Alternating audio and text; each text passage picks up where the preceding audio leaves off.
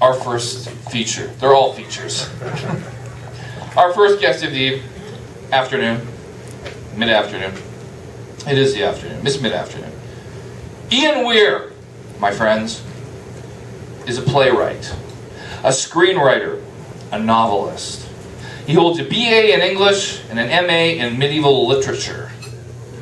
His first full-length play, The Idler, premiered in Vancouver in 1987, winning him a Jessie Award for Best New Play, and has since written more than a dozen other plays, among them Bloody Business, St. George, and The Man Who Shot Chance Delancey. He was a writer and executive producer of the acclaimed CBC miniseries Dragon Boys. Prior to that, he was the creator and executive producer of the long-running teen drama series Edgemont, and has written episodes for Beachcombers, Reboot, Flashpoint, and the list goes on and on and on. His awards include 2 Genies, that's awesome, 4 Leos, that's even more awesome, and a Writers Guild of Canada Screenwriters Award. Wow. I don't know if we should have this guy. I don't know if he's credible enough. No, he's amazing. Let's have a big round of applause, big, warm round of applause for the amazing, the sensational Ian Weir.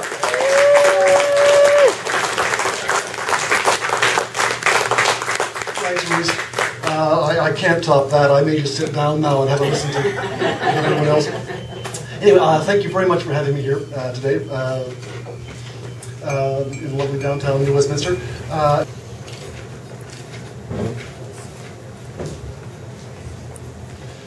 Night has fallen as the devil emerges from his lodgings in Mayfair, lingers for a moment in the baleful sputter of a gas lamp, and then limps away through the London fog towards Regent Street. He has been awake since late afternoon, or rather, he has been awake all along, for the devil does not sleep. Instead, he reclines for periods of malevolent immobility, in which he broods upon ancient hatreds and marshals his energies for reprisal.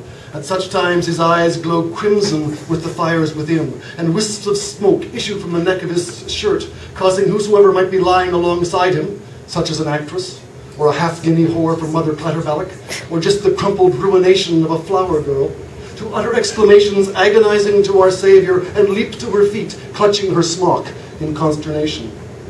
Afterwards he sits before the mirror with his pencils and his paints, preparing himself. This may take an hour and more, for the devil is ancient and lined and vain as a fading tragedian. Regent Street is a clatter of carriages. A young whore in exotic plumage loiters on the corner. She steps forward with a brazen greeting as the devil approaches, but it dies in a start of recognition. The devil had her once before, and the horror is with her still, for he was in one of his moods that night, and he rode her as if she were a jade, until she thought her bones must bow and her sinews burst. The whore shrinks back with a hissing intake of breath and hurries away, followed by the desiccated gentlewoman who attends her. The devil continues on his way, his footfalls echoing iambs on the cobblestones. Clip-clop. He wears a low slouching hat with a curved brim and tall riding boots in the Regency fashion, and a black coat that has been démodé these 30 years, for the devil stalks through the world at a measured pace. Of late, indeed, he has been nagged by the sense that his pace remains unchanged, whilst all around the world is accelerating, harnessing dark, inchoate energies as it tends towards some point of culmination, as yet unglimpsed on the horizon. It is a vertiginous sensation. He hates it. It leaves him with a vague and creeping dread. The devil pauses as he turns towards the Haymarket, trying to decide what he will do with the evening. Suddenly fingers are plucking his sleeve. Is it the doctor, then? I won't do the accents, by the way. Is it the doctor, then? A ragged woman has emerged from an alleyway behind him. Apparently she has mistaken the old-fashioned black coat for a medical man's, or perhaps she is simply trying to impose her last frail hope upon a hopeless situation. God save you, sir, are you the doctor? Here, at least, is something to engage his interest, so the devil suffers himself to be led. The alley is foul with refuse, human and otherwise. The ragged woman takes him through a door and up a narrow, stinking stairwell to a tiny, stinking room. There are tens of thousands of such dwellings in London, scarcely bigger than coffins, where sons of Adam and daughters of Eve live 6 and 10 and 4 and 20 in a room, all curled together like maggots in a wound. In the guttering light of a candle stub, there is a weak-eyed man who rises to one elbow, and a filthy, pock-marked boy, and an even filthier girl. A bundle of rags in the corner mutters to itself and weeps, thus identifying itself as a living entity of the grand maternal species. In another corner, an infant lies on a bed of straw. A little boy, wrapped in a shawl. He is pale as death. The breath rattles in his tiny chest, and he shivers uncontrollably. "Oh, sir, can you help him?" the woman asks, beseeching. Mingled with the human stench of the room is the sickly sweet odor of cholera. The devil smiles. By morning, the boy will be stiff and still, and the others will follow soon after, the eternal marionette march to the grave. Assuming a look of professional assessment, the devil takes the shawl from the infected infant and leaves him naked in the straw. Expose him to the air, he recommends. Don't give him water, no matter how he cries, and place your sure and certain hope in Providence. Departing, the devil takes the shawl with him. The Haymarket throbs with activity. Carriages and gentlemen and louts and nymphs of the pave all jostling together. Shouts from a gin palace and an altercation spilling from a chop-house doorway. Perhaps the devil will go to the theatre tonight, or perhaps not. The theatre bores him past all endurance, as does all of London. A handbill informs him of a pugilistic exhibition above a dance hall near Lincoln's Inn Fields. Possibly he will go to that, although pugilism is no longer what it was in the blood-red days of Broughton and Fig.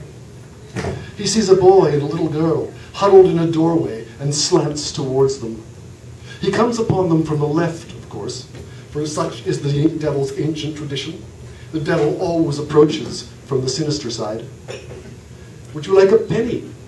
asks the devil. He produces one out of the air, a playful conjuring trick he employs for the entertainment of the weak-minded. "Take it then, a penny for your soul."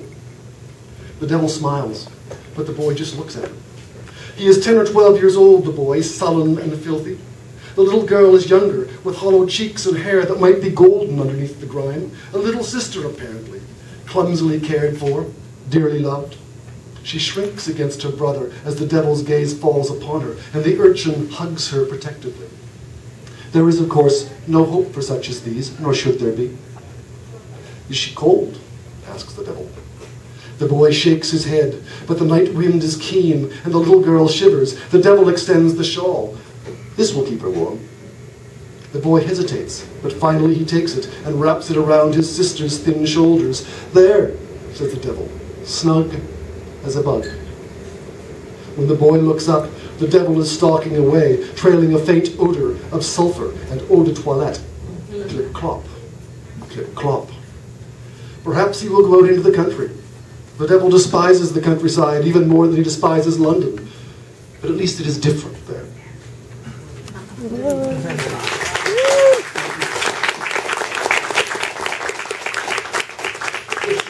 It's an historical novel. It's set in the 1850s in London, in Dickensian London. At the center of the narrative is Daniel the Thunderer himself, who is a former bare-knuckle prize fighter turned street evangelist, who is charismatic, possibly quite mad, probably quite mad.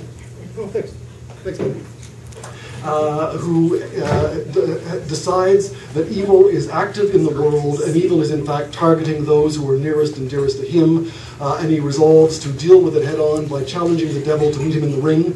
Bare knuckles, London prize rules, may the best man win. It's told by a multiplicity of different narrators. The primary narrator is a man named Jack.